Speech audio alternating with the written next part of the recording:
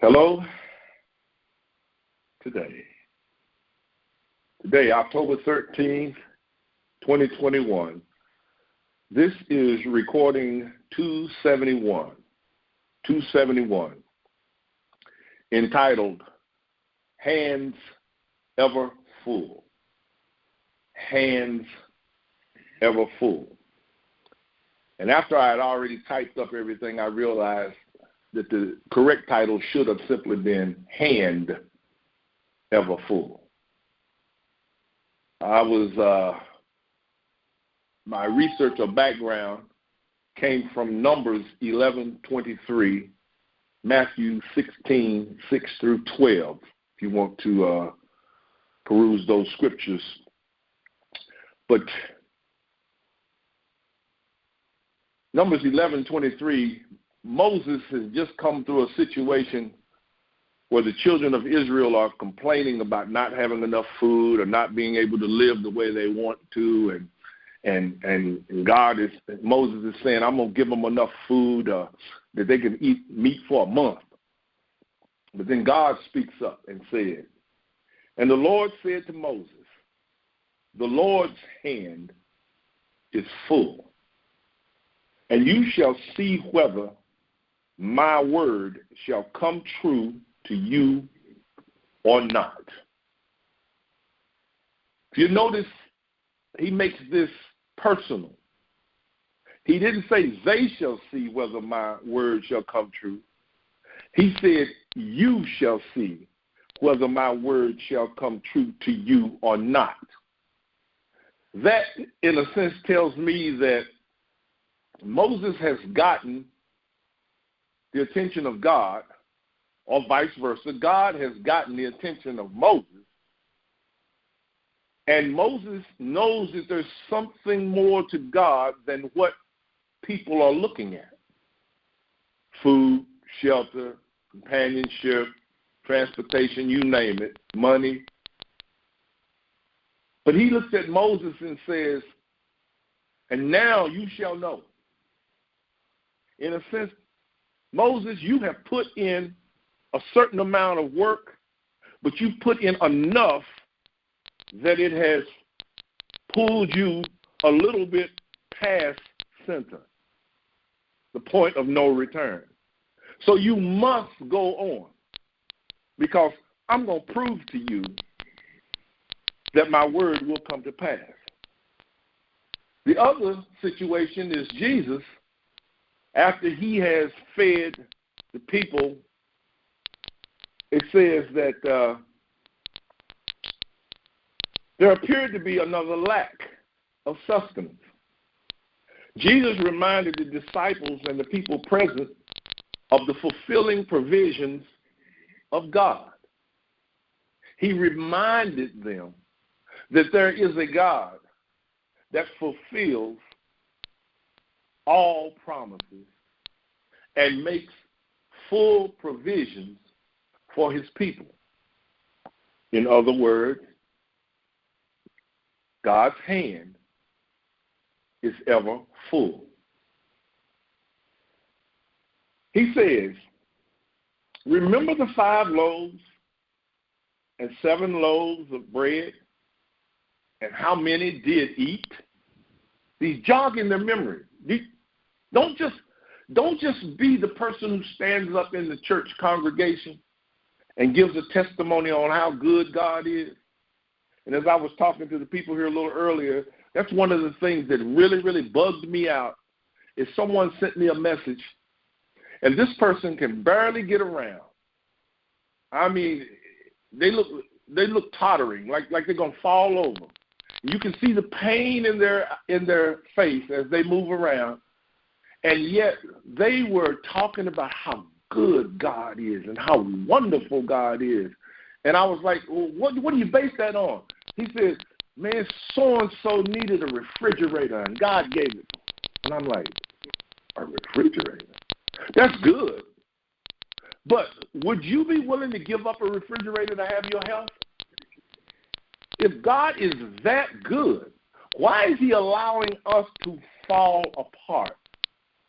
And yet we walk around talking about how good he is because so-and-so got a raise. So-and-so was able to get out of that bad situation. So, and you're going, Jesus says, have you taken notice? Has God gotten your attention? Have you gotten God's attention? He said, remember.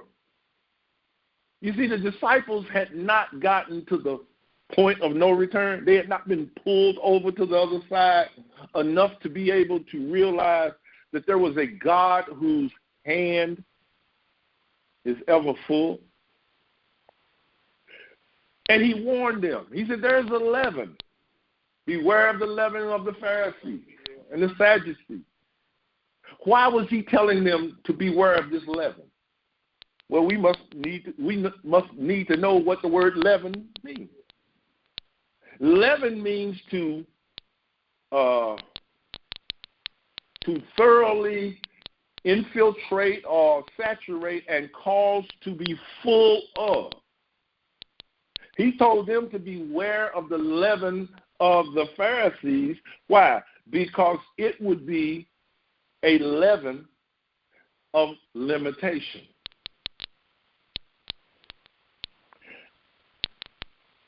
He says, beware of the leaven that limits and know the leaven that fulfills every desire. Our responsibility is to commit to the hand that is ever full. Not as one to beg, to plead for, say the correct prayer, show ourselves worthy, but come to the full realization that our hand or power to fulfill is ever full. Remember Jesus said, greater work than these shall you do? How do you get to the place where you can accept the fact that you are going to do greater work? Because the leaven that we live within has saturated this entire community, this entire country, the entire world. And what is it? It's the leaven of limitation. The government makes you dependent upon it. Your parents or your family make you dependent upon them. The husband makes the wife dependent upon him. Wife makes the husband dependent upon her. Something out there. Sports teams threaten you over your health. Here's a man that they tell me is willing to give up $17 million to secure his health. And they're telling him he should be willing to make the sacrifice for a piece of metal that they can sit in a trophy case. You see, that's the leaven that limits. We made a hero out of the football player. Remember that played for the Arizona Cardinals? He quit the Arizona Cardinals and went off to Afghanistan and got killed. They made a hero out of him. Why? Because he made the ultimate sacrifice, they said, for us back home. When just what? September 11th? What did we declare? That we had lost that war. So is he a hero? We had lost that war. You see, if you're not careful, the leaven that limits will keep you from being pulled a little off center to what I call the point of no return. You say, well, why do you keep speaking of that? Because now I believe that's where I've been pulled. I believe that I'm to that place that I can't go backwards because I know what's back there. I want to go forward, but I really don't know how. And yet, I know that there's something in me that tells me my hand my hand is ever full. Something tells me that my hand is the hand of God. Because if there were a God who really loved me, that all I had to do was pray to because I loved him, then I believe that everything in my life would be changed just like that. And why is it not? Because he has placed a responsibility within me to recognize the hand. I must recognize that hand within me. I must recognize that there is a kingdom within me, and my work is to work in that kingdom and work in that kingdom until what? Till I realize the hand that is full. We must realize the kingdom within every person. Now, this is the part that really, really causes one to stumble. If I realize that there's a kingdom within me, then I also must realize that there's a kingdom in every person that I come in contact with. It's not easy, is it? Because some people I really don't want to come in contact with. And the person that I don't want to come in contact with is the leaven of limitation. But that leaven is in me. The leaven is not in the person. The leaven is in me because I am refusing to acknowledge that it is exactly what I am. Wow.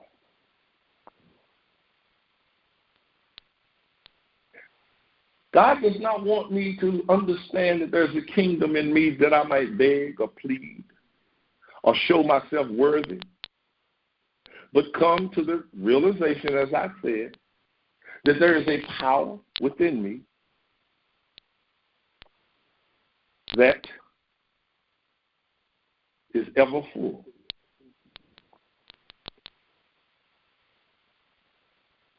As I realize that there's a kingdom, and look at where this pushes you.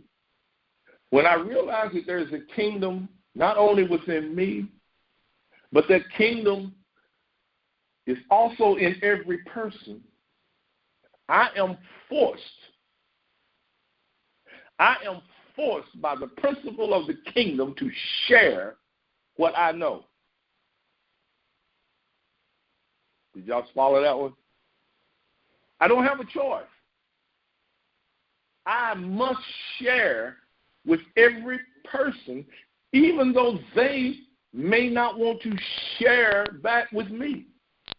I must stand in front of them and give them everything that they need because I know who they are.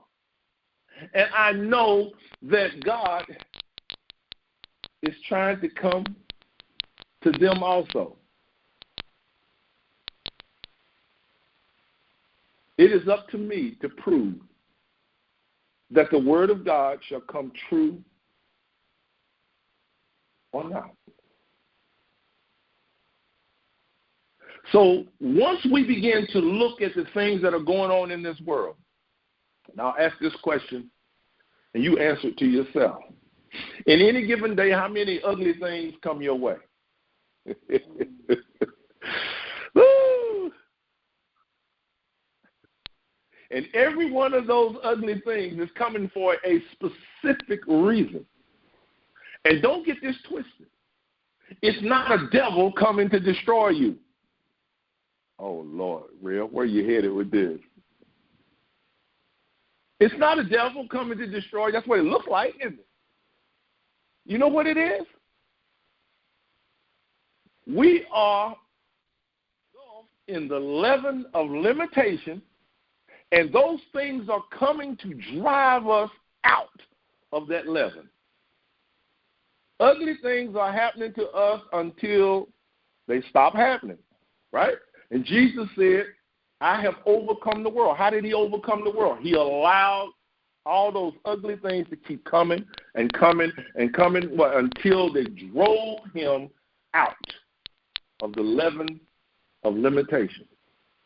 And yet he stood in the face of adversity and shared everything he had. If you go back and look at the Old Testament and read the Old Testament, and you see where God is destroying this city and destroying this country, look at what he's saying when he's talking all this.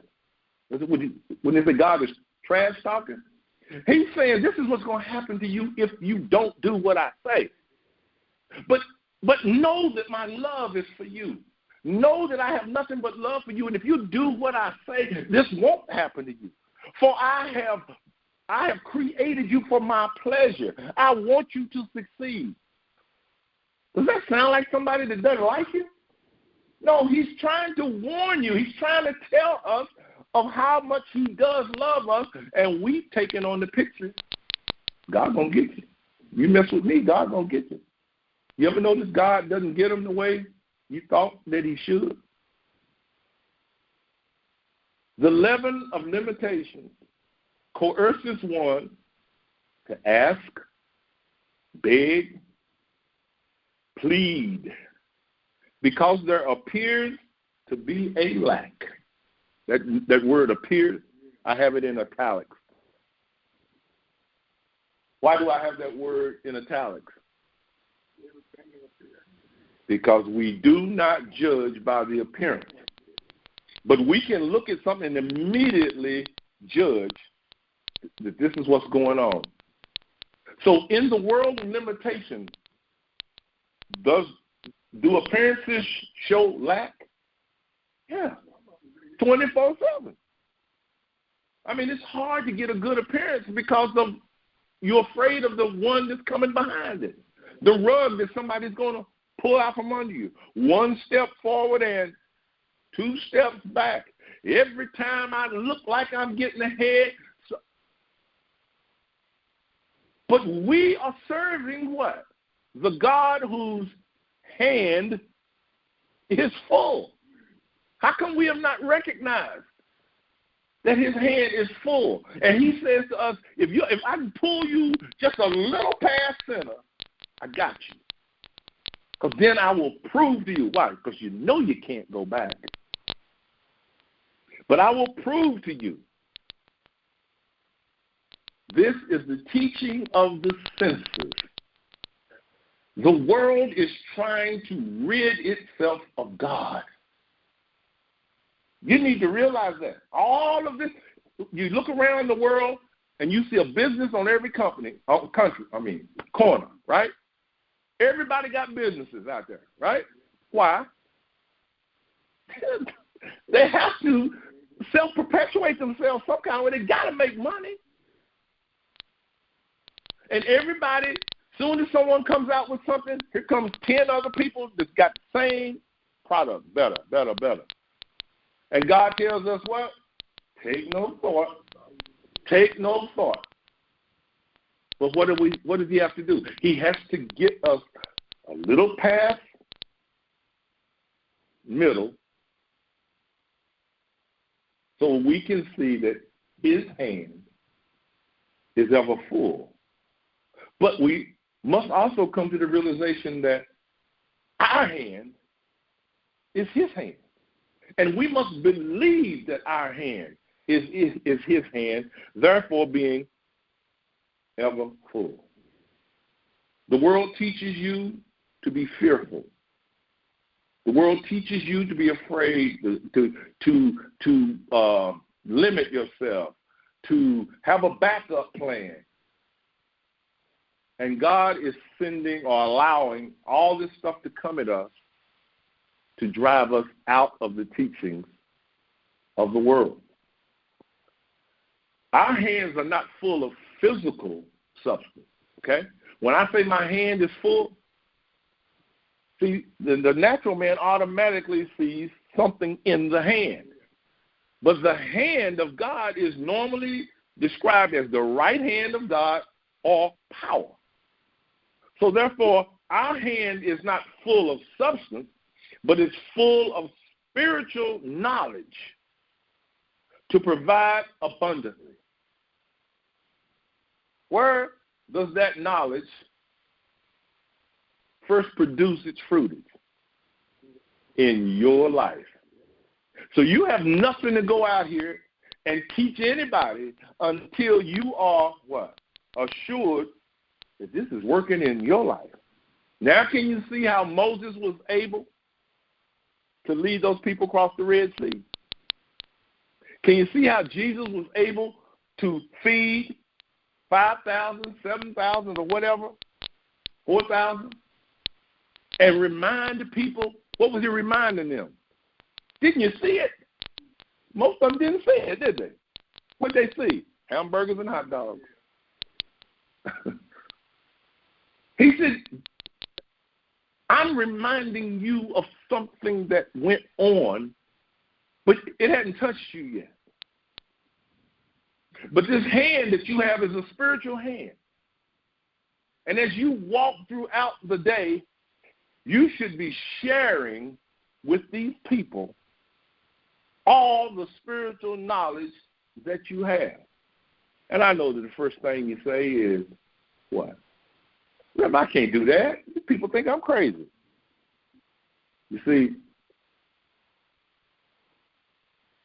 I didn't tell you to go out and start talking to these people, did I? I just told you to share. If consciousness can share, it can share silently, can it? It can share secretly. You see, once you come into the understanding that the kingdom of heaven is real, once we come to that realization that it is actually real, then we understand that it's real and it abides within every person, not just me. God is not making me a special person to stand out the way that the world made Jesus stand out around everybody else. If he was that special, he never would have said, greater works shall you do. If he was that special, he never would have said, Father, the glory that thou gavest me, I have given them. He would not have said, Father, I have revealed you to them. Why is he revealing the Father? Because the Father abides within.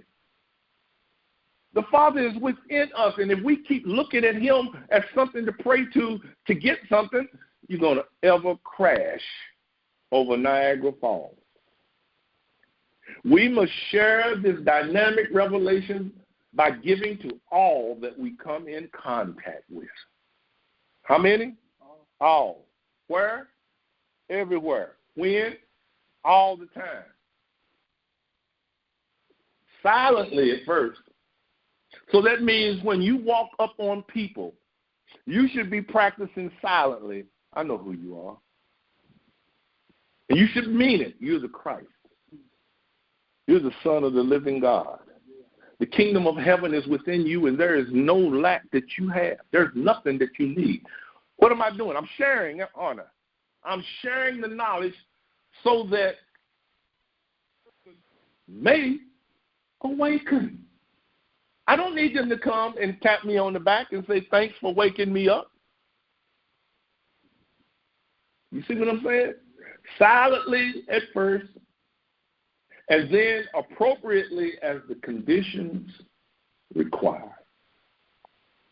Every situation, every condition is coming to us that everything and all things be reconciled to God. There's a scripture in Corinthians that says, and when he shall have when he shall have established the kingdom, he shall hand it back over to the Father. It makes you think like you're walking in a room and handing. No, where's the kingdom? The kingdom is within. So if you're handing it over to the Father, you're handing it over to yourself, the real self, the one who has come out of trial and tribulation, the one who has come out of perils and conditions. Who is that one? You. You're handing the kingdom to yourself. And the only way to do it is to go through hell. This world that we're living in is hell. And we should not be fighting it off. We should be welcoming the situations to us that I know what that sounds like. welcome in the situation. What did Peter say? Count it all joy when you fall into diverse temptations. Why did he say get happy? He said get happy because you know the way out. You're happy that this stuff is coming, because it's coming to drive you out of this world. You are the Lord.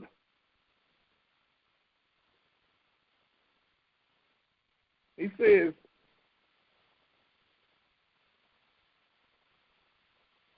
this God that we worship, this God is a kingdom. Stop looking at him as he's some kind of person sitting on a throne somewhere. Because if he is, he's not doing too good of a job. Can you say it? God is not a man. He doesn't think like men. He doesn't act like men. Why? Because this God is a kingdom. It's a place within you that you came from, that sent you here, but you got covered over with a whole bunch of crud, and now you're waking up.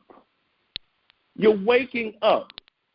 It's a kingdom residing in each person, and ours is to awaken others to it. As we have been awakened, we share this truth with all. Remember I said, silently at first, because you come in with a doctrine that people just look at you and go, man, what are you talking about? So you share it silently with all. That's the key. With all. Don't look over at so-and-so and go, oh, they called me a name last week. Or so-and-so mistreated me when I was in the... Don't do that. Share with all. Why? Because we have become aware of the salvation, get this, that saves the world. You should be able to say, I am come that you might have life and have it more abundantly.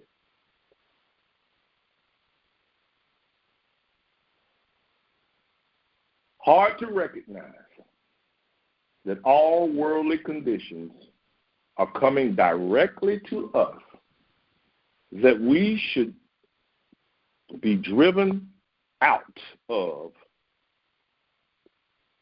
be led away from the leaven that limits, and made to see that our hand